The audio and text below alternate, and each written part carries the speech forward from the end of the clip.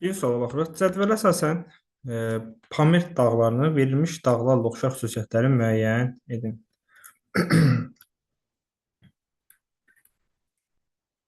Baxaq suala. Hə. Qafqaz dağları, Ant dağlar, Alp dağlar Pamirlə oxşar xüsusiyyətləri müəyyən etməli. Qafqaz dağlarına baxdıqda mütləq hündürlüyü Altay dağlarının mütləq hündürlüyündən daha çoxdur. Qafqaz dağlarının hündürlüyünü biz 5648 5642 üzr istəyirəm. 5642 Elbrus zirvəsi, Pamir dağlarında da Konqur zirvəsi 7719 qeyd etmək olar. Altay dağlarının hündürlüyü isə Belluxa zirvəsi 4506 metrdir. Bu səbəbdən baxsaq, bəli, Qafqazın da, Pamirin də hündürlüyü Altay dağından hündürdür. Fikir doğrudur. Qar xəttindən yuxarıda yerləşən əraziləri mövcuddur. Qafqaz dağlarında, Pamir dağlarında qar xəttindən hündürlükdə yerləşən zirvələri var. Pamir dağlarında Fidençoko buzlağı var. Xəzər dənizi hövzəsinə aid olan çaylar mövcuddur. Qafqaz dağları məlum məsələ, Pamir dağlarının isə Xəzər dənizinə aid olan çayı yoxdur. Aral gölünə tökülən Amudəriyə çayının mənbəyidir. Xəzər dənizinə isə tökülən çayı yoxdur. Fikir hər ikisinə uyğun deyil. Ant dağları ilə Pamirin oxşarlığına baxsaq, ərazisindən axan çaylar iki okean hövzəsinə aiddir. Ant dağlarında bəli, amma Pamir dağlarında isə bunu biz deyə bilmərik ki, hər iki okean hövzəsinə aid olan çay ola bilməz Pamirin. Yanlış fikirdir. Hind-Avropa dillərində danışan xalqlar məskunlaşmışdır. Pamir dağlarında biz tacikləri, əfqanlar qeyd etmək olar ki, Hind-Avropa dil ailəsinə aiddir. İran dili qrupunun xalqlarıdır. Ant dağlarında isə biz qeyd edə bilərik ki, Hind-Avropa dil ailəsinin roman dilli xalqların qeyd edə bilərik. Hər ikisi üçün doğrudur. Litosfer havalarının konvergent sərhədində yaranıb. Bəli, konvergentdir, toqquşmadır. Alp dağları ilə Pamirin oxşarlığına baxsaq, mülayim işıqlama qurşağında yerləşirlər. Hər ikisi tropik və qütb dairələri arasında yerləşdiyi üçün, bəli, hər ikisi mülayim işıqlama qurşağında yerləşir. Subnival və nival landşaftlara rast gəlinir. Hər ikisində rast gəlinir. Fəaliyyətdə olan vulkanlar rast gəlinir. Heç birisində fəaliyyətdə olan vulkan yoxdur. Burada cavab 1. 1 A, B, 2 B, C, 3 isə A, B olar. Yəni E variantı.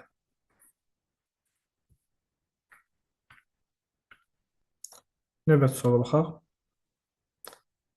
Doğru fikir müəyyən edin.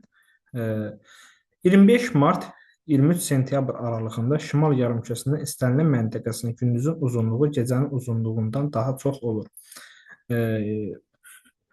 Ekvatorumuzu çəkək. 25 martda 21 martda günəş ekvatorda olur.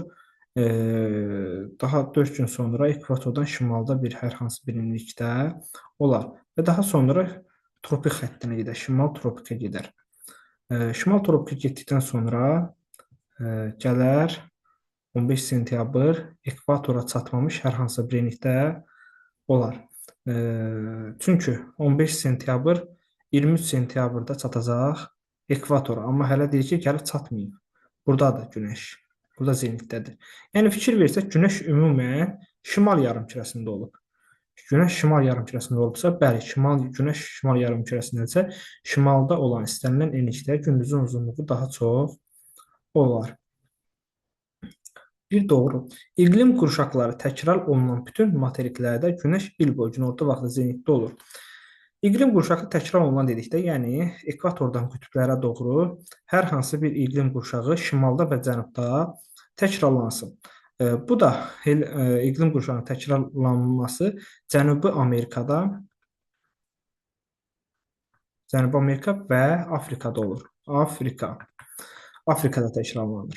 Burada isə deyir ki, təkrarlanan materiklərdə Günəş il boyu günorta vaxtı zenitdə olur. Günəş il boyu zenitdə olduğu materik Afrikadır. Cənubi Amerikaya deyə bilmərik. Yəni hər ikisinə xas deyil. Fikir səhvdir. 6-cı və 16-cı saat quşaqları iki materiklə kəsişir. 6-cı saat quşağının orta meridianı 90 şərqdir. 90 şərq uzunluğudur. 16-cı saat quşağının orta meridianı isə 24-dən çıxsaq 8, 8-dən 15 vursaq 120 qərb uzunluğu edir. 120 qərb uzunluğu. Burada isə deyir ki, saat quşaqlar iki materiklə kəsişir. 90 şərq uzunluğu bəli, iki materiklə kəsişir. Avrasiya və Antarktika. 120 qərb uzunluğu Cənubi Amerikanı kəsmir, Şimali Amerikanı kəsir və Antarktikanı kəsdiyi üçün bəli, iki materiki kəsir. Fikir doğrudur. Bütün il boyu Bakı şəhərində gündüzün uzunluğu Moskva şəhərindən daha çox olur. Günəş şimal yarımkürəsində olduqda, Günəş şimal yarımkürəsində olduqda gündüzün uzunluğu Moskvada çox olur. Günəş cənub yarımkürəsində olduqda gündüzün uzunluğu Bakıda daha çox olur. Yəni bütün il boyu fikri yanlışdır. Çukot və Malakka yarımadaları orta qırışıqlıq vilayətində yerləşirlər. Bəli, Çukot və Malakka Kimmeri dağ əmələ gəlmə mərhələsində yaranıb və orta qırışıqlıq sayılır. Fikir doğrudur. Troposferin yuxarı sərhəddə ekvatorun qütblərə doğru bütün coğrafi enliklərdə eynidir. Yanlış fikirdir. Ekvatordan qütbəyə doğru troposferin qalınlığı azalır. Doğru fikirlər istəyir bizdən 1, 3, 5 doğru fikirdir. Cavab A.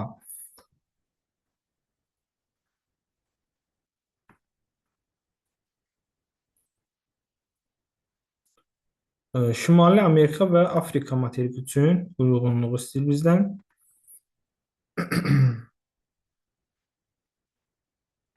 Baxaq.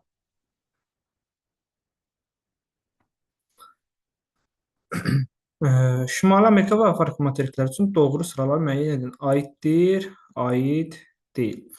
Subekvatorial iqlim qurşağı tam zolaq təşkil edir. Hər ikisində tam zolaq təşkil edir. Afrikada da və Şimali Amerikada da. Tropik iqlim qurşağının rütubətli tipinə rast gəlinir. Tropik iqlim qurşağının rütubətli tipinə hər ikisində rast gəlinir. Afrikada şimal yarımkürəsində tropik rütubətlisinə rast gəlinməsi də cənub yarımkürəsində rast gəlinir. Hər ikisində aiddir. Hər ikisinə aiddirsə, bizə burada aid deyil, mənfi olan götürməliyik, 1 götürməliyik. Günəş ildə 2 dəfə zenitdə olduğu ərazilər mövcuddur. Əgər bir materikin tropiklər arasında yerləşirsə, bəli, Günəş ildə 2 dəfə zenitdə olar. Afrikanın da, Şimali Amerikanın da tropiklər arasında yerləşən hissələri var. Ekvatorial hava kütlələrinin hakim olduğu ərazilər mövcuddur. Ekvatorial iqlim qurşağı bu materiklərdə yoxdur.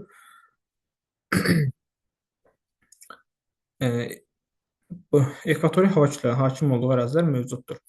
Ekvatorial mövcuddur deyir. Ekvatorial hava kütlələri bu materiklərdə, ekvatorial iqlim bu materiklərdə yoxdur. Afrikada var da, belə deyək. Şimali Amerikada yoxdur. Amma Şimali Amerikada da ekvatorial hava kütlələri təsir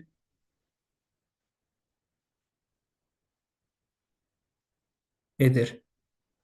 Yəni subekvatorial iqlimə yayda ekvatorial hava kütlələri təsir edir.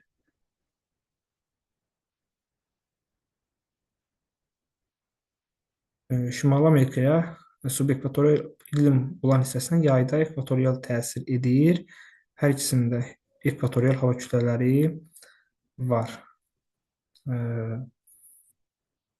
Bu sualda hakim olduğu ərazilər mövcuddur. Hakim olur müəyyən bir fəsildə.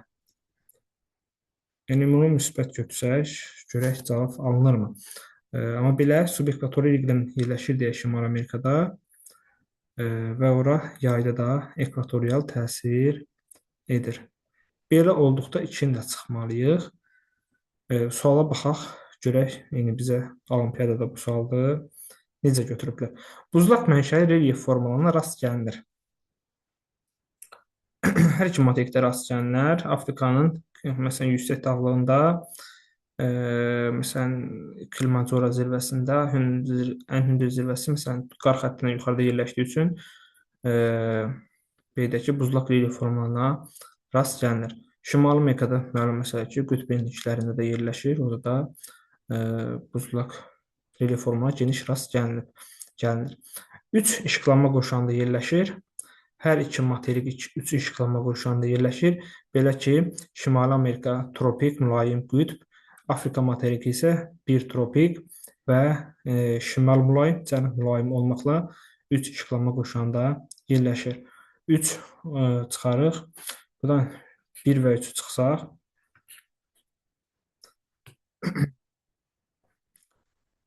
sonra 4-ə baxaq. Geosinkronun platformaya çevrilməsinin həm 3-cü mərhələsi, həm də 4-cü mərhələsinə aid olan relyef formaları mövcuddur. Hər ikisi materikdə var. Şimali Amerikada 3-cü mərhələyə biz Sakit Okean sahillərində yerləşən kordilyerlər götürmək olar. Sahil silsiləsinin kaskadı götürmək olar ki, 3-cü mərhələdir. Şimali Amerikanın 4-cü mərhələsini isə Appalas dağlarını qeyd etmək olar ki, platforma mərhələsindədir qədim dağlar. Afrikada da həmçinin cavan dağ olan Atlas dağı 3-cü mərhələdədir. Qədim dağlar Kapajdaha isə 4-cü mərhələyə götürmək olar. Dağ buzlaqlarına rast gəlinmir fikri yanlışdır. Dağ buzlaqlarına rast gəlinir. Rast gəlinir hər iki materikdə. Bunu da götürərik. Şimal-şərq istiqamətindən cənub-şərq istiqamətinə doğru əsən daimi küləklər mövcuddur. Şimal-şərqdən cənub-qərbə əsən küləklər passatların istiqamətini qeyd etmək olar. Passatlar bəli Afrikada da, Şimali Amerikada da var. Yəni bunu doğru götürmək olar. Fəaliyyətdə olan vulkanlara rast gəlinmir fikri yanlışdır. Hər ikisində fəaliyyətdə olan vulkanlar var. 4-ü götürərik. Təbii artımın ikinci tipinə aid olan ölkələr mövcuddur. Təbii artımın ikinci tipinə aid olan ölkələr mövcuddur fikri hər iki materik üçün doğrudur. Şimali Amerikanın Mərkəzi Amerikada Qvatemala, Beliz kimi ölkələr götürmək olar ki, orada belə ikinci tipindədir artım. Afrikanın da əksər ölkəsi demək olar ki, ikinci tipdədir. Yerləşdiyi litosfer tavaları yalnız materik mənşəlidir. Fikri yanlış olar. Yəni yanlış olar. Çünki böyük litosfer tavalarında həm materik, həm də ki, belə deyək, okean tiplidir. Bu fikir də doğrudur. Bu fikir də doğrudursa, cavabımız 4, 5, 6 olar. C variantı. İkinci fikrə gəlsək, ikinci fikirdə Günəş ildə 2 dəfə zenitdə olduğu ərazilər mövcuddur. Fikri doğru idi. Burada sual yaranmışdı. Ekvatorial hava kütlələrinin hakim olduğu ərazilər mövcuddur. Burada sadəcə bayaq şübhə yaradan nə idi? Hakim olduğu ərazilər mövcuddur. Hakim sözü çaşdı. Yəni il boyu hakim olmur. İlin müəyyən bir dövründə hakim olur. Çünki Şimali Amerikada ekvatorial iqlim yoxdur, amma subekvatorial iqlim var və subekvatorial iqlimə isə yayda ekvatorial hava kütlələri təsir edir. Yəni dolayı yolla bəli, hər ikisində ekvatorial hava kütlələri olduğu üçün bura müsbət qoyuruq. Aid deyillər verdiyi üçün içində çıxarıq.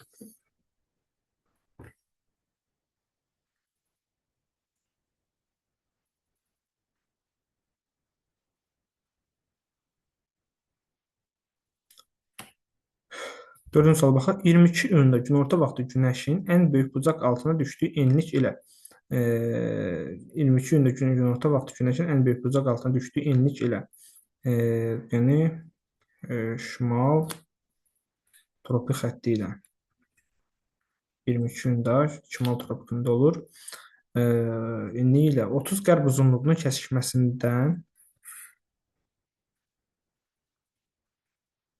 30 qərb uzunluğunun kəsişməsindən şimal istiqaməti hərəkət edən tədqiqatçı çatdığı məntəqədə günorta vaxtı kölgə uzunluğunun öz uzunluğuna bərabər olduğunu müşahidə etdi.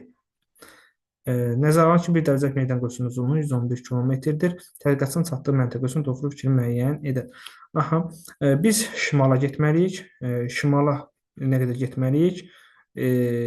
Şimala əlbəttə ki, 45 dərəcə getməliyik. Çünki Günəş cismin kölgəsi özünə bərabər olması üçün gərək Günəş 45 dərəcə bucaq altında görsənə. Günəş 45 dərəcə bucaq altında görsənə. Bunun üçün də 45 dərəcə biz şimala getsək, 45 dərəcə, çünki bura 90 ilə düşürsə, bura zenitdə daxı, bura 90 ilə düşürsə, 45 dərəcə şimal enliyinə 45 bucaq altında düşəcək. Yəni 45 dərəcə şimala getsək. Üzərinə 45 gəlsək, edər 68,5 şimal enliyi. İndi tədqiqatçının çatdığı məntəqə üçün doğru fikirləri müəyyən edin. Tədqiqatçının çatdığı məntəqə yenə 130 qərb uzunluğu, amma enlik dəyişərək necə olacaq? 68,5 şimal enliyi. Qütb işıqlanma qurşağında yerləşir. Bəli, 66,5-nin şimaldadır. İlin əksər vaxtı qütb gündüzləri müşahidə edilir. İlin əksər vaxtı demək olmaz. Çünki ilin əksər vaxtı, yəni biri demək istəyir ki, 6 aydan çox qütb gündüzləri müşahidə edilir. Bu fikir yanlışdır. 6 ay gecə, 6 ay gündüz qütb nöqtələri üçün xas bir fikirdir. Burada isə ilin bir müəyyən vaxtı, belə deyək ki, bəlkə də 10 gün, 20 gün, belə bir ay, təqrib deyirəm əlbəttə ki, ola bilər ki, bir ay gecə, bir ay gündüz olsun. Qalan vaxtlar isə normal gündüz və gecələr olsun, saat fərqləri olsa belə. Bakı şəhəri ilə arasındakı ən qısa məsafə əvvəlcə şimala, sonra isə cənub istiqamətdə hərəkət etməklə 5 milyon 550 min miqyaslı xəritədə 14,3 santimetrdir. Bunu hesablamalıyıq. Əvvəlcə şimala gedib sonra cənuba getməliyik. Gəlin burada hesablayaq. Şimala nə qədər gedəcək? Hesablasaq 21,5 şimala gedəcək. Cənuba da düşmək üçün Bakı 40-cı qeyd edək ki, Bakı 40-da yerləşir də. 40-a da düşmək üçün qütbdən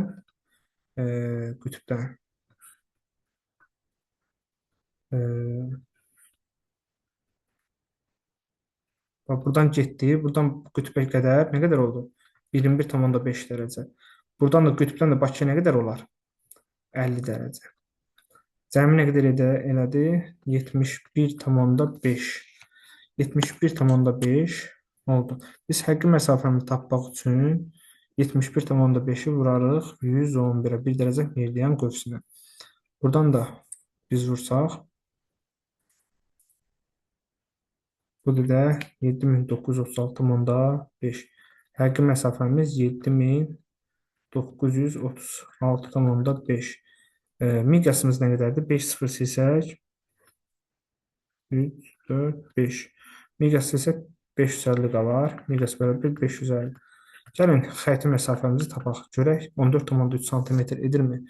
Bölək bunu 555-ə. Bəli, 555-ə böldükdə 14,3 edir. Deməli, bu da doğrudur. 3 də doğrudur. Tədqiqatçının, dördə baxaq, tədqiqatçının çatdığı məntəqə Sakit Okeanda yerləşir. Tədqiqatçı fikir verirsə, qütb dairəsindən şimala gedib və 130 qərb uzunluğundadır. Bu Sakit Okeanı, bu məntəqə Sakit Okeanı görməz. Gecə və gündüzün adi növbələşməsi pozulur. Bəli, gecə və gündüzün adi növbələşməsi pozulur tədqiqatçının çatdığı məntəqədə. Daimi küləklər müşahidə edilmir. Niyə edilməsin? 1, 3, 5 doğru variantdır. D variantı.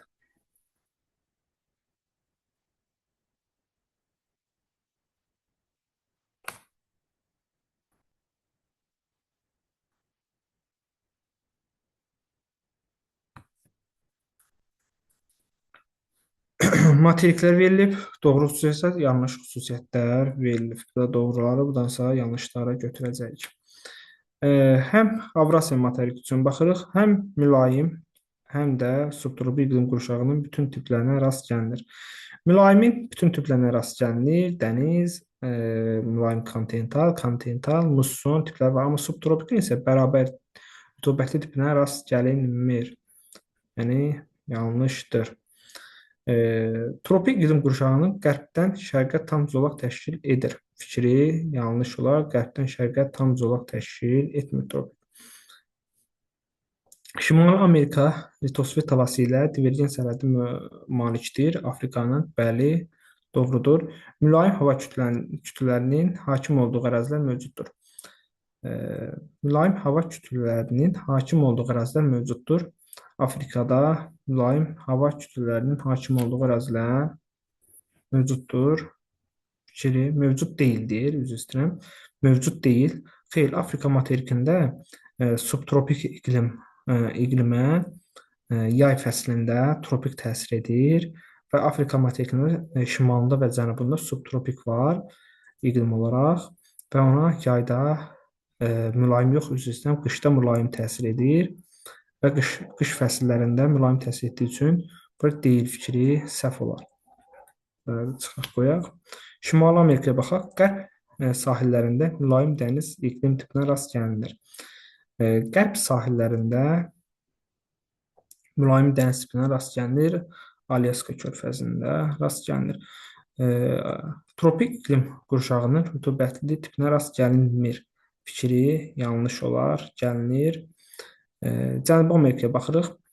Şimal ucqar nöqtəsində şaquli dirəyin kölgə uzunluğu günorta vaxtı heç zaman öz uzunluğuna bərabər olmur. Şimal ucqar nöqtəsində şaquli dirəyin kölgə uzunluğu günorta vaxtı heç zaman öz uzunluğuna bərabər olmur. Şimal ucqar nöqtəsi təqribən deyirəm, hardasa 11-12 şimal enliyində yerləşir. 11-12 götürmürəm, 10 götürürəm hətta. Cismin kölgəsinin öz uzunluğuna bərabər olmaq üçün 45 dərəcə düşməlidir günəş şüası. Burada tropiklər arasında qeyd edək ki, ekvatorda da çəkək. 23,5 23,5 23,5. Yəni günəş nə zaman bura 45 dərəcə düşər? Uzaq olmalıdır ki, 45 dərəcə düşsün də. Ən azı 45 dərəcə məsafə olmalıdır da bu məntəqə ilə enlik olaraq. 45 dərəcə məsafə var bura ilə bura. Xeyr, yoxdur. Lap bura 12 olsa, indi təqribən deyirəm 12 şimal enliyi olsa edir, xeyr, ödəmir. Ən azından tropikə yaxın olmalıdır ki, belə deyək ki, bulan silək. Tropikə yaxın olmalıdır ki, tropik işıqlanma qurşağında belə deyək, tropik işıqlanma qurşağında, məsələn, günəş tutaq ki, cənub tropikindədir. Günəş cənub tropikində zenitdə olduqda, burada şimal tropik olsun. Özündən, məsələn, burada günəş burada zenitdədir. Özündən 45 dərəcə məsafədə harada yerləşir dərəcə olaraq? Yerləşə bilər. Deyək, 23,5 burada.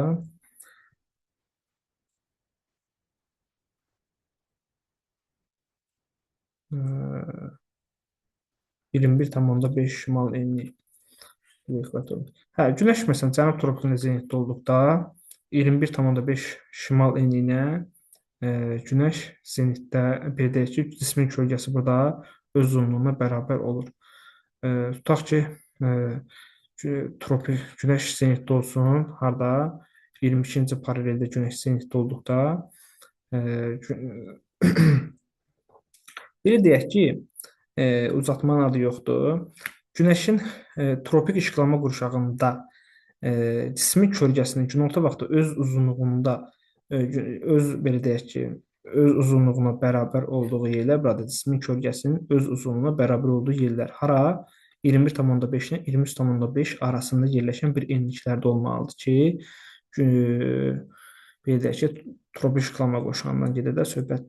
Burada cismin kölgəsi öz uzunluğuna bərabər olsun. Başqa enliklərdə, tropika yaxın, ekvatora yaxın enliklərdə bu hal baş vermir. Bir sözlə Fikir olaraq fikir olaraq bərabər olmur, deməli düzdür. Parana çayının su toplayıcı hövzəsi 3 iqlim qurşağında yerləşir. Doğru fikirdir. Subekvatorial, subekvatorial, tropik, subtropik olaraq 3 iqlim qurşağında yerləşir. Doğrudur. İki işıqlama qurşağında yerləşir. Antarktika, bəli, mülayim və qütb işıqlama qurşaqlarında. Ərazisinin əksər hissəsi qədim qırışıqlıq vilayətində yerləşir. Bəli, doğru fikirdir. Alp qırışıqlığı da var, amma əsasən şərq yarımkürəsi böyük, belə deyək ki, daha böyük bir hissəsi şərq yarımkürəsində və şərq yarımkürəsində böyük bir hissəsi qədim qırışıqlıq. Bu da qədim qırışıqlıq yazır bizdən. Elə bildim qədim qırışıqlıq paleozoy qırışıqlığıdır. Paleozoy. Paleozoy qırışıqlıqda xeyr, bu fikir yanlış olar. Platformadadır belə. Böyük bir hissəsi platformada, qırışıqlıqda deyil. Qədim platformadadır. Qədim qırışıqlıqda olmaz. Özdə ən qədim qırışıqlıq verir. Yəni ən qədim qırışıqlıq paleozoy da deyil. Ən qədim qırışıqlıq Baykal qırışıqlığıdır. Düzəldək. Baykal qırışıqlığı. Baykal qırışıqlığı. Ən qədim qırışıqlıq Baykaldır. Bu da olmaz. Antarktik materikində Baykal yoxdur.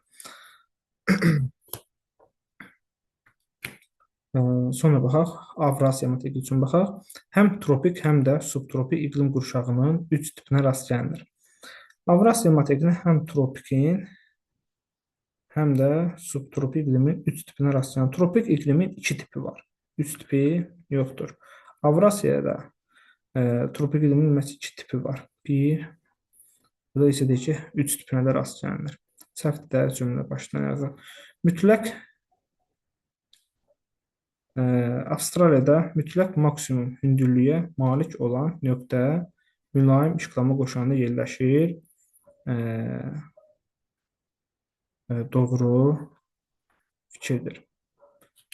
Doğru fikirdir. İndi epizoda uyğunluğu müəyyən etsək, doğru xüsusiyyətlərdən doğrunu, yanlışdan yanlışını götürməliyik.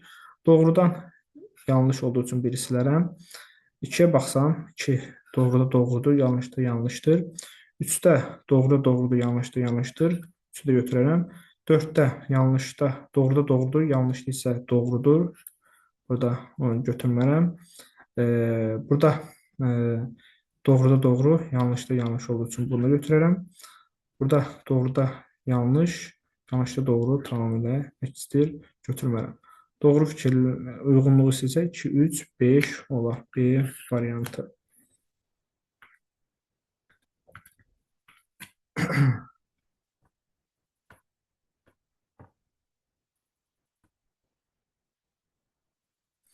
Ölkəmizin iqlimi ilə bağlı doğru fikir müəyyən edin.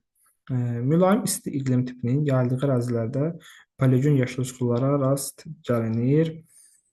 Biz bura məsələn Talaş dağlarına qeyd edə bilərik ki, mülayim isti iqlimin olduğu yerdə paleogen yaşıl sularda geniş yayılıb.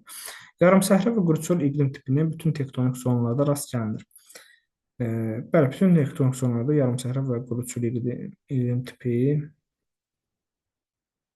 var. Böyük Qafqaz dağlarının həm şimal, şərq, həm də cənub yamaclarında qışı quraq keçən soyuq iqlim yarımtipinə rast gəlinir. Qışı quraq keçən Böyük Qafqazın şimal-şərq yamacındadır. Cənub yamacında deyək ki, soyuq iqlimin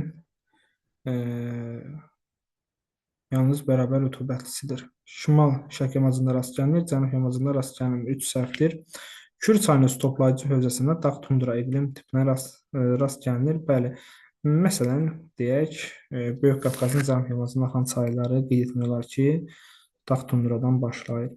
Yarımsəhra və quruçul iqlim tipinin yayıldığı bütün ərazilərdə yağıntılar orta illik miqdarı 300 mm-dən çox olmur fikri yanlışdır. Yarımsəhra quruçulda 200, 400-dür. Kiçik Qafqaz tektonik qalxma zonasında Dağ tundra iqlim tipinə yalnız Murovdağ, Zəngəzur silsiləsinə rast gəlinir fikri yanlış olar. Vulkanik yarada dağ tundraya rast gəlinir. Doğru fikirlər isə 1, 2, 4 doğru fikirlərdir. B variantı.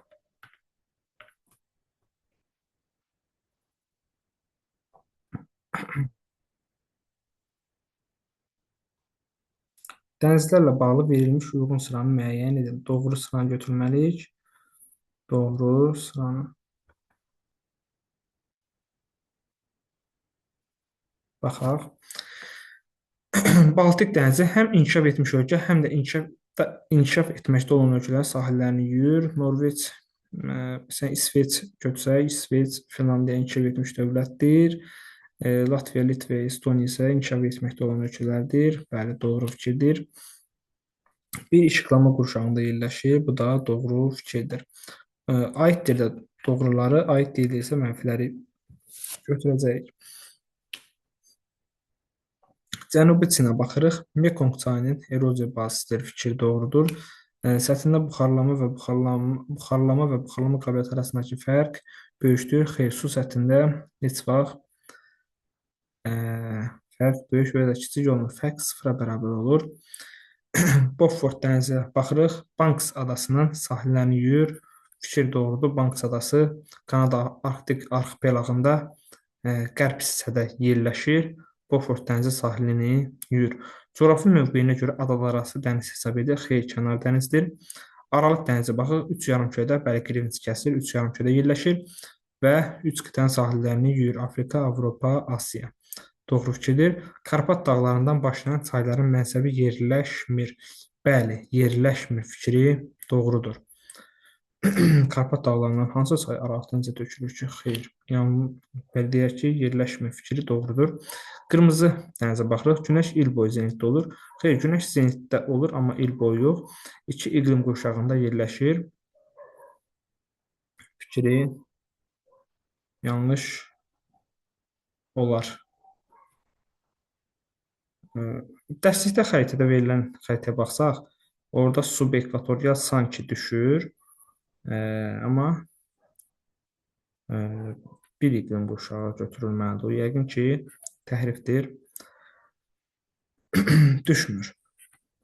Balear, Barents dənizi yalnız gecə və gündüzün adi növbələşməsinin pozulduğu enliklərdə yerləşir. Bəli, qütb işıqlama qurşağındadır.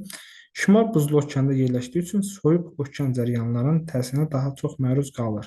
Fikri yanlışdır. Orada Norveç, Şimal Atlantik cəryanı qolu olan Norveç cəryanı, hətta Barents dənizinin bildək ki, isti okean cəryanıdır. Qışda belə səthinin buz bağlamasına imkan vermir. İndi baxaq, doğrudan doğru, yanlışdan yanlış. Doğrudan doğrudur, yanlışda isə doğrumuzu çıxarıq. 2-ni götürərik, 3-ü götürərik, 4-ü çıxarıq, 5-i götürmərik, 6-nı götürərik. 2, 3, 6 cavabımızdır. A variantı.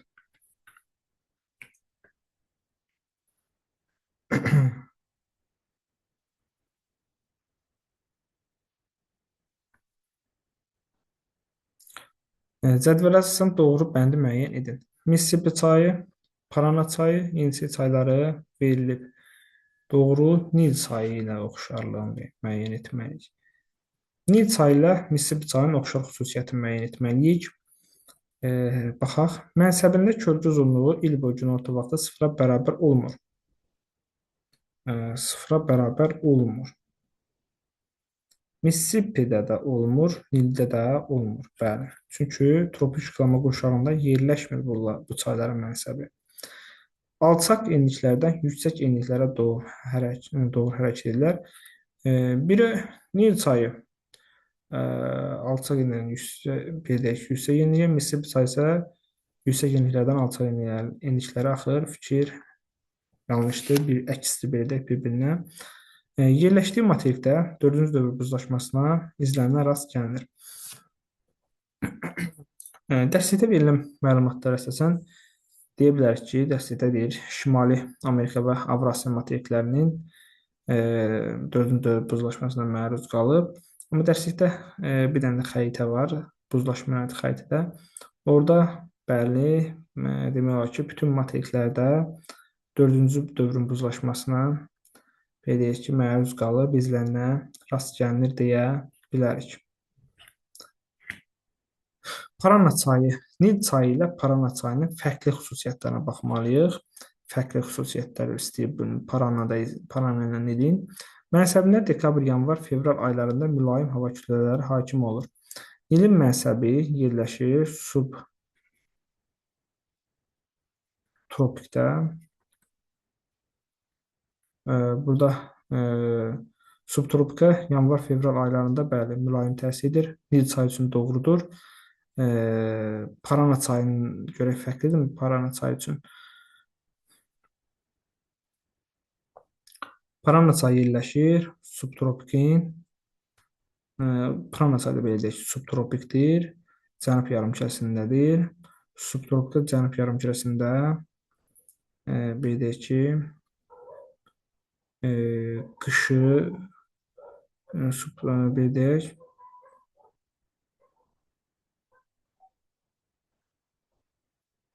subtropikdə cənub yarımkürəsində subtropikdə qışı iyun-iyul avqust aylarıdır. İyun-iyul avqust aylarında mülayim təsir edir Parana çayına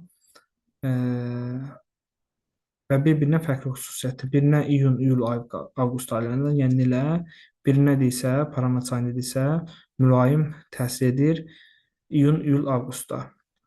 Nilli isə yanvar-fevral aylarında. Yəni bu doğrudur, fərqli xüsusiyyətdir. Qidalanmasında yağış suları üstünlük təşkil edir. Hər ikisində yağış suları üstündür. Ona görə də bizə fərqli xüsusiyyət lazımdır. Bu da fərqli istəyir.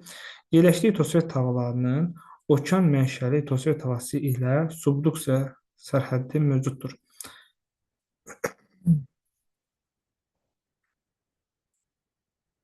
Subduksiya toqquşma deyir.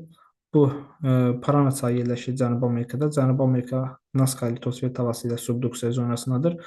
Afrikanın da heç bir litosfer havasında subduksiya zonası yoxdur. Divergenti var, konvergenti var. Konvergenti isə materik tipli litosfer havası iləndir. Avrasiya litosfer havası ilə toqquşur. Bu da materikdir və yəni bir-birinə fərqli xüsusiyyəti deyib onu da götürəlim.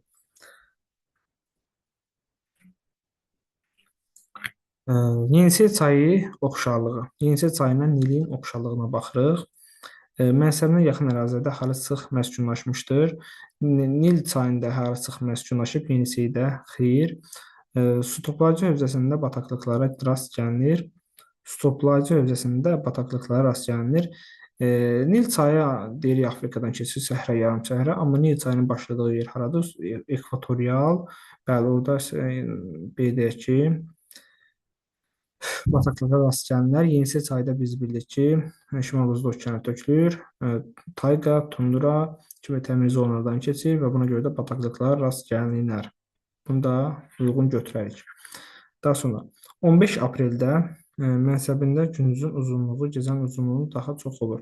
15 apreldə 15 apreldə belə də günəş şimal yarımkürəsində olur. Şimal yarımkürəsində olduqda şimalda yerləşən bütün məntəqələrdə gündüzün uzunluğu gecənin uzunluğundan çox olur. Çayların belə deyək ki, hər ikisinin mənsəbi şimal yarımkürəsində deyə bu fikir də doğrudur. Deməli, 1-də AC, 2-də də AC, 3-də isə B, C, D variantı olar.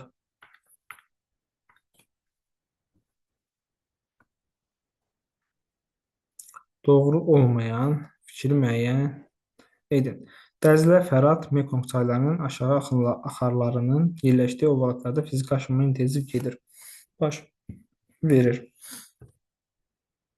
Fiziki aşınma səhra və yarımsəhralarda olur. Dərzə və Fərat çayları üçün bu fikir doğrudur. Mekong çayı üçün bu fikir doğru deyil. Mekong çayının mənsəbi subekvatorial iqlimdədir. Burada rütubətli ərazi deyə fiziki aşınma intensiv getməz. Fikir yanlışdır. Amudarya və Sırdərya çayları təbiətdə suyun böyük dövranında birbaşa iştirak etmir fikri doğru fikirdir. Amudarya və Sədəli çaylar demək olar ki, daxil axar sözcüyə aiddir. Bunun üçün də suyun böyük dövranında iştirak etmirlər. Orinoco və Niger çaylarının mənbələri eyni yarımkürədə yerləşir. Orinoco beydəki mənbələri eyni. Orinoco və Niger çaylarının mənbələri eyni yarımkürədə yerləşir. Bəli, Orinoco çayının mənbəyi şimal və Divine yaylasıdır. Belə şimal və qərb yarımkürəsində yerləşir. Nigerdə şimal və qərb yarımkürəsində yerləşir. Fikir doğrudur. Ölkəmizdə perlit, travertin, xromit yataklarının eyni inzibat rayonunda rast gəlinir. Travertin Naxçıvanda, Kəlbəcərdə, xromit Kəlbəcər Laçında, perlit Kəlbəcərdə var. Yəni Kəlbəcər rayonunda bunların hər üçündən var və fikir doğrudur. Balakən və Zaqatala inzibati rayonlarının alçaq dağlıq ərazilərində poligon, yüksək dağlıq ərazilərində isə Yura yaşlı çöküntülər geniş yayılıb. Balakən Zaqatalada poligon yoxdur. Fikir yanlışdır. Mülayim şıqlama qurşağında yalnız necə bu da alçaq dağlıq fikirdə səhv idi. Mülayim şıqlama qurşağında yalnız mülayim istilik qurşağı mövcuddur. Fikir yanlış olar. Mülayim şıqlama qurşağında istilik qurşağı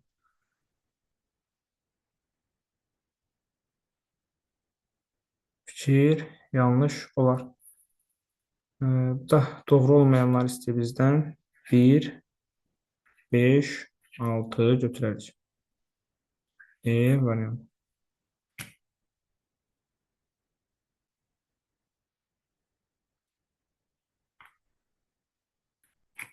Mülayim işıqlanma qurşağında mülayim isti qurşağı, mülayim isti qurşağı kimi rast gəlinir belə deyirik.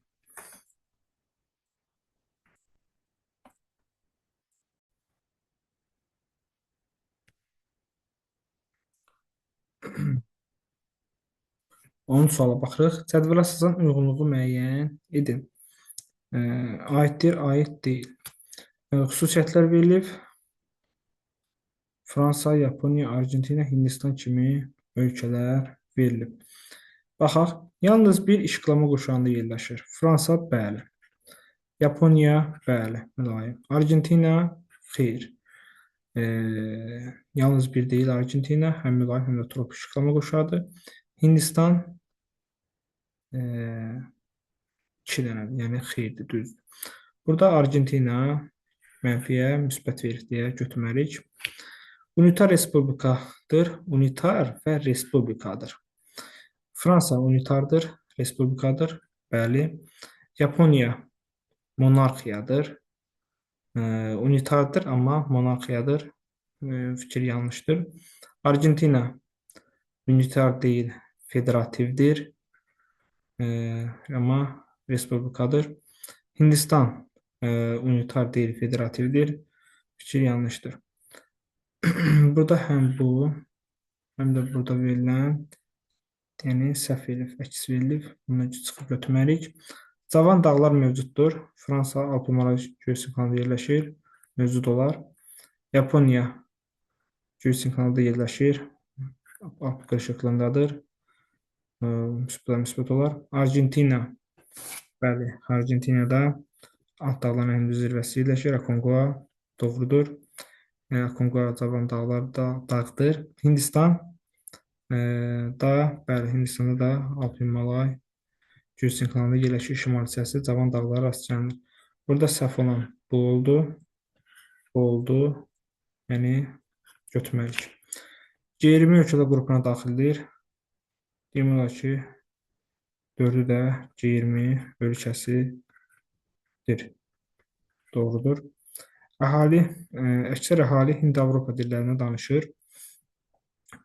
Fransa, bəli, Roman dilli xalqlardır. Hind-Avropa dilləri Roman dilli qrupudur. Yaponiya qeyd edə bilmərik ki, Hind-Avropadır. Argentinada, bəli, roman dilli xalqlardır.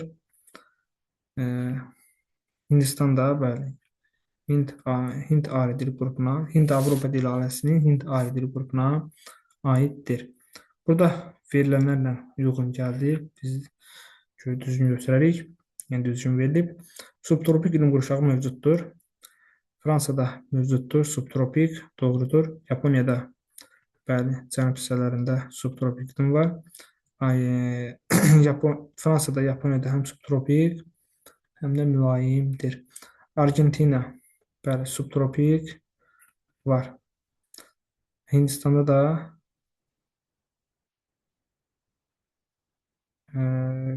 bəli, subtropik şimal hissəsində var. Fikir doğrudur. 4, 5, 6. Cavab E variantı olar.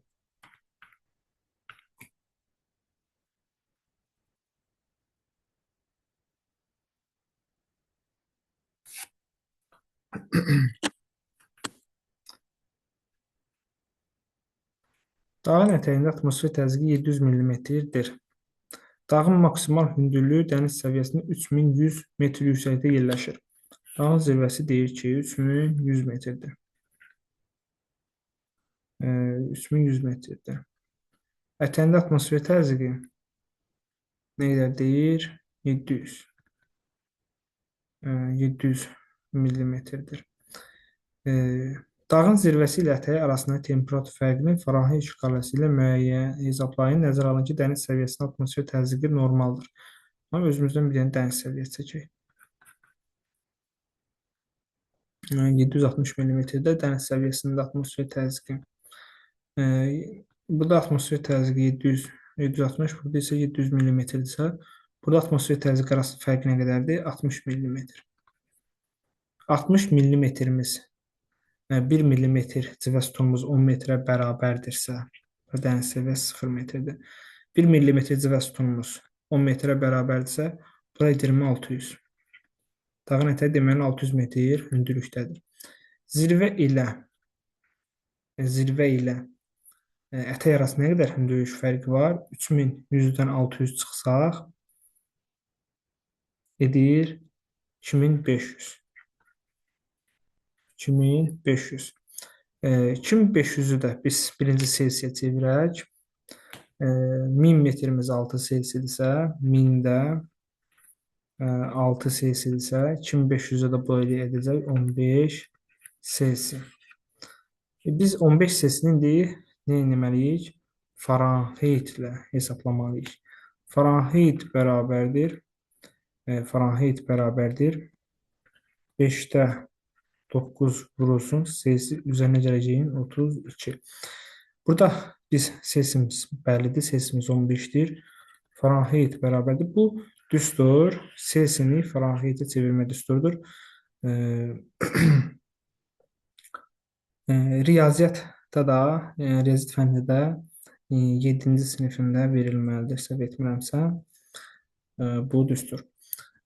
Bir coğrafiyada da verib, amma düstur kimi verməyib. Kitablarda, dərsliklərdə düstur kimi verməyib, amma riyaziyyat fənnində düstur kimi verib 7-ci sinifdə. İndi baxaq, Selsimizi yerinə qoyaq. 5-də 9 vurulsun 15, üzərinə gəlirik 32. 32. Burada 5-lər qısa gedər, 15-lə qısa getsə 3, 20. Burada 27 edir. Vursaq 3, 9, 27 üzərinə o da 32 gəlməliyik.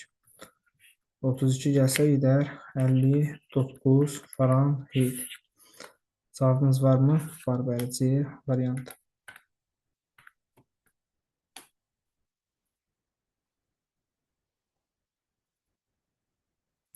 Cədvələ əsasən doğru bəndi müəyyən edin. Uyğun deyil. Buradan müsbətləri götürməliyik, buradan isə mənfiləri götürməliyik. Bunu istəyir bizdən. İtaliya, fəaliyyətdə olan vulkanlar rast gəlinir. Bəli, İtaliyada fəaliyyətdə olan vulkan var, Vezuvi. Avstriya ilə quru sərhəddə malikdir. Bəli, doğrudur. Çar, Cənubi Afrika Respublika, sahilləri kökən suları yürür, Hind və Atlantik. 2 anklav dövlətə malik, dövlətə həmsərhəddir. Xeyr, bir anklavdır. Lesota yarım anklav sayıldığı üçün götürmürük. Bir anklavı var. Braziliya BRICS e, təşkilatına üzvdür. Bəli, üzvdür. E, Mülayim işğalama qoşununda yerləşir. Braziliyanın bəli mülayim işğalama qoşununa düşən hissələri də var. Yəni iki işğalama qoşununda yerləşir. Mülayim və tropik. Mülayimdə də yerləşir deyə plus qoyarıq. Avstraliya. Avstraliya əhali sıxlığı şərq hissədə qərbə nisbətən yüksəkdir. Bəli, e, qərbi səhra və yarımsəhra olduğu üçün şərqində əhali sıxlığı daha yüksəkdir. Fikir doğrudur. Yerləşdiyi litosfer havası Afrika litosfer havası ilə yaxınlaşır. Xeyr, burada ayrılma var, divergent var. Rusiyaya baxırıq. Demoqrafik keçidin dördüncü mərhələsi nədir? Bəli, dördüncü mərhələsi nədir? Əhali təbii artım az, doğum az, bir sözlə əhali dördüncü mərhələsindədir, deyək Rusiyada. Əsasən inkişaf etmiş ölkələr üçün xasdır, dördüncü, amma bəzi inkişaf etməkdə olan ölkələr də dördüncü qrupa götürülür. Onlardan biri də Rusiyadır. Ərazisinin və əhalisinin əsas hissəsi Asiya qitəsində yerləşir, xeyr, Avropa qitəsində yerləşir. Həm ümumilli, həm də ümumdaxili məhsulunda yerli şirkətlərin payı üstündür Çində. Xeyr, Çində ümumdaxili məhsulda xarici şirkətlərin payı üstündür. Çünki burada ucuz işçi qüvvəsi olduğu üçün xarici şirkətlərin Çin ölkəsinə marağı çoxdur və burada qeyd edək ki, çoxlu investisiyalar edirlər, yatırım edirlər. Dünyanın əsas buğda ixracatçılarından deyil.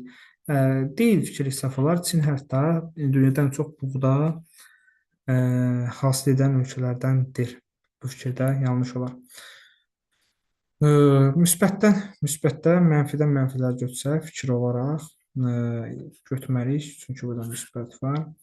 Bunu 2-ni götürərik, 3-ü götürməliyik, 4-ü götürərik, 5-i götürərik, 6-nı götürməliyik. Hər ikisini mənfidir. 2, 4, 5. Cavabımız olar A.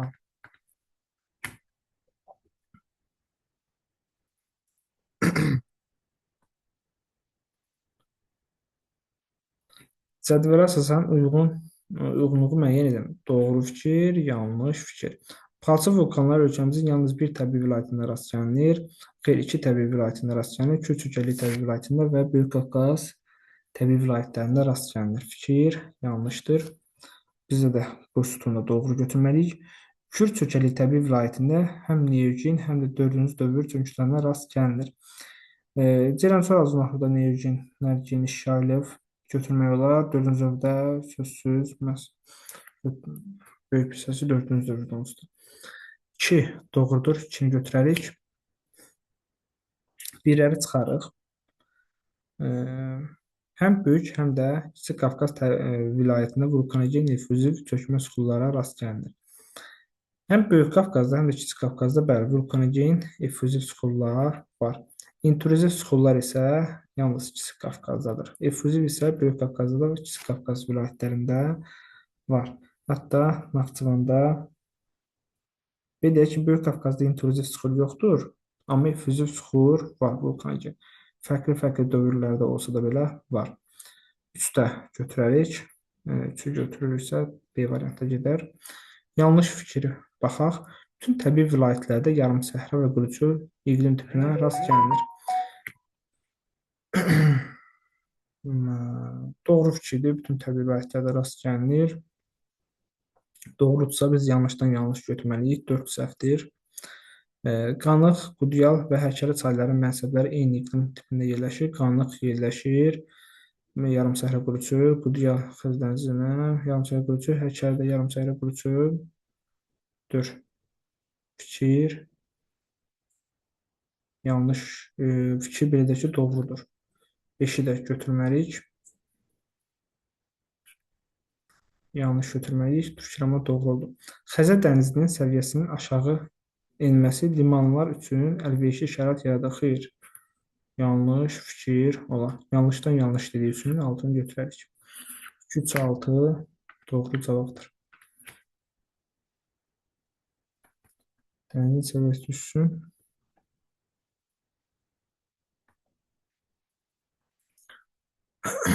2024-cü il üçün tərtib edilmiş yaş cins piramidasının hansı ölkələrə aid olduğunu müəyyən edin. Fikir verirəm,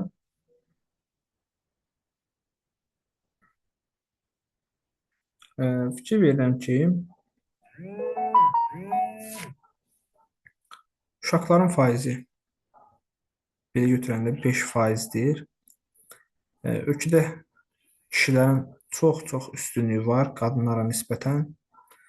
Kişilər çoxdursa, mən buradan Avropa ölkələrini çıxaram. Avropada qadınlar çoxdur. Moldova gedər, Bosniya gedər, Bolqarıstan gedər. Qaldı ki, dövlət Qətər və Yəmən. Burada uşaqlarda görürsünüz üstünlük yoxdur. Baxın burada, uşaq doğulmursa, bu qədər kişi burada nə gəzir? Lord desək, əlbəttə ki, bura işçi qüvvəsi axın edir. Bu da Qətərdir. Yəməndə həm də ki, uşaqların say üstünlüyü olmalıdır. Ən çox doğulan uşaqlar biləcək ki, dünyada ölkədə uşaqların payını, yeni doğulan uşaqların payında Yəmənin üstünlüyü var. Burada isə o üstünlüyü biz görmədik. Deməli, E-də olmaz. Qətər daha doğru variantdır. Ərəb ölkələrində Səudiyyə Ərəbistandır, Qətərdir, Bəhreyndir, Küveytdir. Bu ölkələrdə kişilərin, deyək ki, qadınlardan üstünlüyü çox hədsiz dərəcədədir. Bu diaqram kimi. Səhv etmirəmsə, Küveytdə daha çox fərqlənir bu statistika. 15-ə baxaq. Doğru olmayan fikri müəyyən edin. Mərmərə dənizinin orta duzluluğu Baltik dənizinin orta duzluluğundan daha çoxdur. Bəli, Baltik dənizi daha şimaldadır və Mərmərədə daxili dənizdir. Hər ikisi daxili dəniz sayılır, amma Mərmərədə duzluluq promili 25 götürüldükdə, dərslikdə verilənlərə əsasən, Baltikdə bu 11 götürülür. 1 doğrudur, bizə doğru olmayan lazımdır. Yəni, ona görə də B-ni, D-ni çıxaram.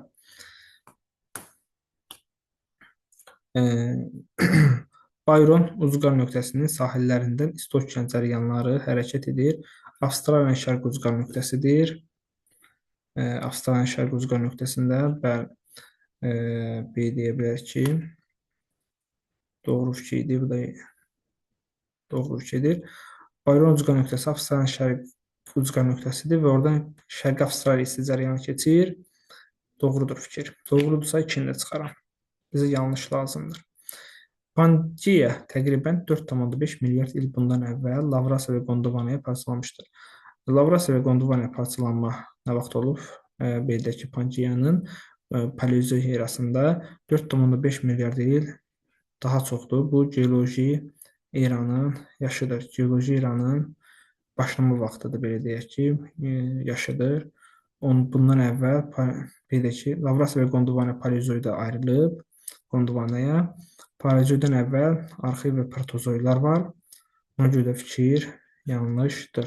Yanlışdırsa 3-ü götürərəm. Yəni 3-cü fikir yanlışdır. 3-ü götürərək. Aleut və Azor adaları subduksiya zonasında yerləşir. Aleut adaları subduksiyadır, Azor adası isə subduksiya deyil. Fikir yanlışdırsa mən yanlış götürərəm.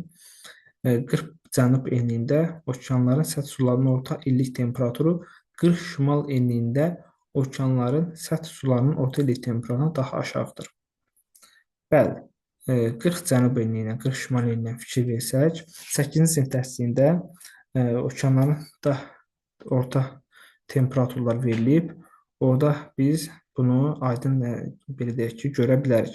Bunun səbəbi cənubda Antarktika materikinin olmasıdır ki, o da cənub yarımkürəsinə böyük təsir edir ki, cənubda temperatur şimala nisbətən az olur, aşağı olur. Bu da doğru fikirdir. Doğrudursa nə edərik? Götürməliyik. 6-ya baxaq. Şərqi Antarktikanın sahil xətti materikin qərbi ilə müqayisədə daha çox parçalanır. . . . . . . . . . . . . . . . . . . . . . . . . . . . . . . . . . . . . . . . . . . . . . . . . . . . . . . .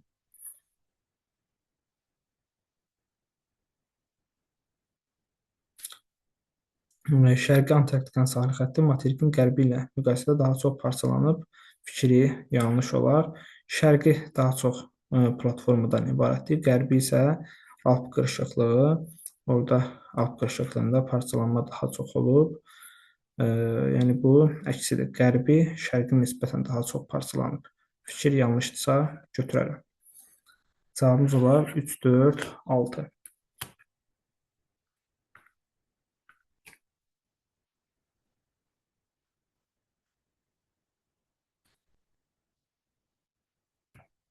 Cədvəl əsasında doğru sıranı müəyyən edin. Böyük Qafqaz tektonik zonları ilə xüsusiyyətdə verir. Böyük Qafqaz yanacaq ehtiyatlarının yalnız təbii qaz, neft və təbii qaz mövcuddur. Xeyr, yandaş şist də var. Ön Qafqaz çökməsi Nevgön yaşayı çöküntülər üstünlük təşkil edir. Üstünlük deməzdim.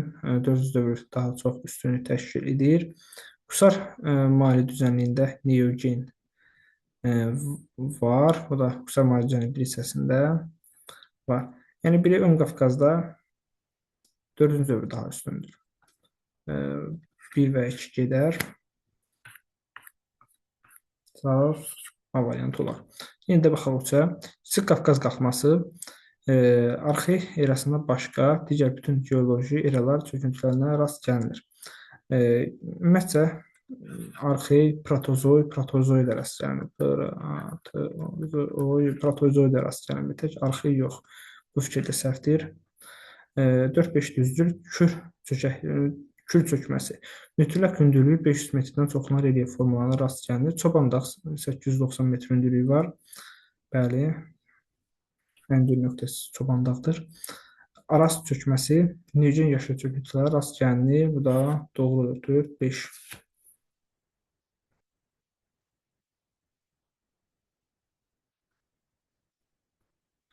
İki xarici ölkə ilə həmsərhəd olan inzibati rayonları müəyyən edin. Qax, Rusiya, Gürcüstan, Tovuz, Gürcüstan, Ermənistan, Ordubad, Ermənistan, İran. 1, 3, 5. E variantı.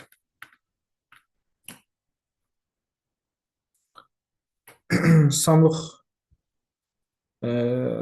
yalnız Gürcüstan, Şahbuz yalnız Ermənistan.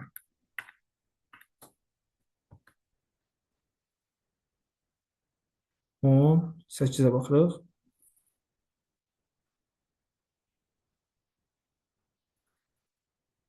Yer kürəsinin sxemdəki vəziyyətinə uyğun gəlməyən əlaməti müəyyən edin. Yer kürəsinin uyğun gəlməyən əlaməti istəyir bizdən. Bu sxemə baxsaq, burada biz 22 iyun görərik. Dünyanın şimal qütbündə qütb gündüzləridir. 22 iyun aid olmayanda xüsusiyyət götürməliyik. Gəlin baxaq, yanlış fikir hansıdırsa onu seçəyin. Apenin yarımadasının gündüzün uzunluğu Skandinav yarımadasındakından daha azdır. Bəli, Günəş şimal yarımkürəsindədirsə, belə deyək ki, və şimalda yerləşən, qütbə yaxın yerləşən enliklərdə gündüz daha çox olur. Burada bəli, Skandinaviyada gündüz daha çoxdur. 68,5 şimal enində günorta vaxtı günəş şüalarının düşmə uzağı 45 dərəcədir. Fikir doğrudur. Günəş şimal tropikində zəngdədir və 68,5 şimal enliyi ilə 45 bucaqlığa düşür. Yəni biz bunu qısa necə taparıq? 68,5-ə 45 ilə düşür. Tutaq ki, birimlik 45 ilə düşür. Günəş adı zəngdədir 23,5-də zəngdədir. 23,5 nə qədər düşür? 90-la. 68,5 ilə 23,5 arasında nə qədər var? Çıxsaq 45 dərəcə. Bura 90 ilə düşürsə, bucaq olaraq 90 ilə düşürsə, bura neçə ilə düşər? Arasındakı fərqi 45-i 90-dan çıxarıq. 90-dan 45 çıxanda 45 edir. Bəli. Deməli 68,5 şimal enində bəli 45 dərəcə ilə düşür. Fikir doğrudur. 1, 2 doğrusu 1, 2-ləri çıxaram. Cavab çıxdı C variantı. Yenə də baxaq. Yalnız şimal tropikindən şimalda yerləşən məntəqələrdə gündüzün uzunluğu 12 saatdan çoxdur. Xeyr, yalnız şimal tropikindən şimalda yox. Bu tarixdə, 22 gün tarixində belə deyək, yəni belə deyək ki, günəş şimalda olduqda, şimal yarımkürəsində olduqda, ekvatordan şimalda yerləşən bütün məntəqələrdə gündüzün uzunluğu çox olur. Tropik xəttindən yox. Özü yalnız da verir. Səhvdir. Yalnız verilməsəydi düz fikir kimi götürmək olardı. E, Yanlışdır deyə bu üçü götürmüşük. Tropik işıqlama qurşağında yerləşən bütün məntəqələrdə şaquli dirəng kölgə uzunluğu öz uzunluğundan daha qısadır. Bayaq buna aid bir misal işləmişdik. Belə deyək ki, tropik işıqlama qurşağında kölgənin uzunluğu öz uzunluğuna bərabər olması üçün 45 dərəcə düşməlidir. Uzun olması üçün kölgənin uzunluğu daha uzun olmaq üçün 45-dən çox olmalıdır. Yox, qısa olmalıdır. 45-dən əgər günəş şüası 45 dərəcədən çox düşürsə, kölgənin uzunluğu qısadır. Əgər 45-dən az düşürsə, kölgənin uzunluğu öz uzunluğundan, yəni cismin uzunluğundan çox edir. Burada deyir ki, tropik işıqlama qurşağında yerləşən bütün məntəqələrdə şaquli dirəng kölgə uzunluğu öz uzunluğundan daha qısadır. Bütün məntəqələr deyir öz uzunluğundan daha qısadır. Yəni demək istəyir ki, 45-dən az bucaq altına düşən yer yoxdur. Xeyr, var. Gəlin baxaq, görək hansıdır o yer. Günəş harda zenitdədir? 23,5-də zenitdədir. Bu ekvatorumuzu seçək. Harda zenitdədir? Şimalda zenitdədir, belə deyək. Burada yazaq 23,5. Günəş şimal tropikində olduqda cənub tropikinə neçə bucaqdan düşür? Biz bunu əzbər bildik ki, 43-dür də. Hesablasaq arasındakı məsafə 47, 47-ni 90 çıxsaq 43 edir. Gördünüz 43 etdi. Yaxşı, gəlin tropik xəttini götürməyək. Lap elə götürək 22. 22-ci paraleli götürək. 22-ni götürəndə neçə edir? Bura neçə düşəcək? 44,5-nə. Yenə də nə edəcək? Çox. Yəni 45-dən az olduğu üçün kölgə daha çox olacaq. Düzdür, çox bir ərazidə, tropik işıqlama qurşağının çox hissəsində kölgə hər zaman cismin kölgəsi öz uzunluğundan belə deyək ki, çox edir. Çox etmir, az edir də belə deyək. Yəni daha çox bucaq altına düşdüyü üçün kölgə daha qısa olur. Az bir hissəsində fikir verilirsə, məsələn müəyyən bir hissədə bura yazsaq 21,5, 21,5 ilə 23,5-lər arasında kölgənin uzunluğu daha uzundur cismin kölgəsindən. Yalnız bu enliklər arasında belə deyək. Yəni bu fikir nədir bir sözlə? Bu fikir bir sözlə səhvdir. 5-ə baxaq. Həm şimal, həm də cənub qütb dairəsində gecə və gündüzün adi növbələşməsi pozulub. Fikir doğrudur. Doğrudursa nə edirik? Götürmürük. Ən uzun paralel üzərində günəş şüalarının günorta vaxtı düşmə bucağı 60-dır. Xeyr, ən uzun paralel hansıdır? Ən uzun paralel ekvator xəttidir. Ekvator xəttinə 22 gün tarixində günəş şimal tropikində zenit olduqda 66,5 dərəcə düşür. Cavabımız bəli, C variantı idi 18-dən. 19-a baxaq. Verilmiş ölkələrə aid yanlış xüsusiyyətləri müəyyən edin. Yanlış xüsusiyyət götürməliyik. 1, 2, 4. Federativ inzibati ərazi quruluşuna malikdir. 1. Fransa federativ deyil. Kanada 2 federativdir. 4. Çin federativ deyil. Yəni bu yanlışdır. 4, 5, 6. Çayları 2 okean hövzəsinə aiddir. 4. Çin çayı 3 okean hövzəsinə aiddir. Çin 3 okeandır. 4 səhvdir. 5 Türkiyə 2 düzdür. 6 Qazaxıstan 1 okeandır. Bu da səhvdir. Aralıq dəniz iqlim tipinə rast gəlinir. Hansılarda 1-də Fransada rast gəlinir, 3-də Braziliyada. Braziliya Aralıq dənizi səhv olar. Braziliya 3-də Aralıq dənizi iqlim tipinə rast gəlinir. Braziliyada səhvdir. 5 Türkiyədə rast gəlinir. 3 də səhv oldu. Nəyə görə? Braziliyaya görə. Sonra əksər əhali Hind-Avropa dil ailəsində danışır. Baxaq. Fransada bəli Hind-Avropa dil ailəsidir. Kanada Hind-Avropadır. 3 Braziliyada da, bəli, Hind-Avropa dil ailəsində fikir doğrudur. 1-2-6 mülayim iqlim qurşağında yerləşir. 1. Fransa mülayimində də yerləşir, subtropikdə yerləşir. 2. Kanadanın da bəli mülayimində yerləşən hissələr var. 6. Qazaxıstanda bəli mülayimdə yerləşən hissələr var. Fikir doğrudur. 1-2-5 Cavan dağlara rast gəlinir. Fransada rast gəlinir, doğrudur. Kanada rast gəlinir. 5-də Türkiyədə Pont Tower kimi dağlarda qeyd edə bilərik. Himalay Gölcüklü qoşanında yerləşir. Fikir doğrudur. Bizə yanlışları istəyir. Yanlışları istəyirsə 1-2-3-ü götürərik E variantı.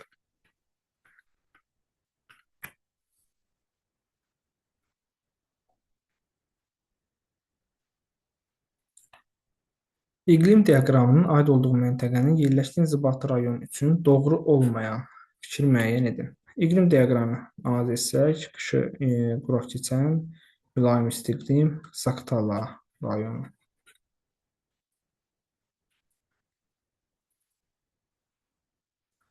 İki xarici ölkəli həmsərhəddə Rusiya və Gürcüstan doğrudur. Qışı mülayim keçən yarımsəhra və quru çöl iqlim yarımtipinə rast gəlinir. Fikri səhvdir.